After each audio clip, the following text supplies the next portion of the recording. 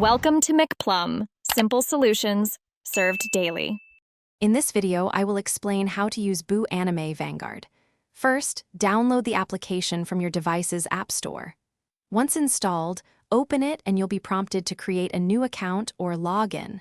Creating an account is quick, requiring just an email and a password.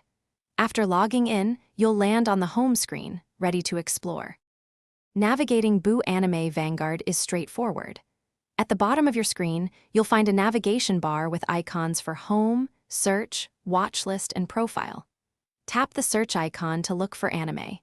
You can type in a title or use the advanced filters to narrow down your options by genre, studio, or even popularity. This helps you find exactly what you're looking for in seconds. Building and managing your watchlist is a core feature. When you find an anime you like, simply tap the Add to Watchlist button on its detail page.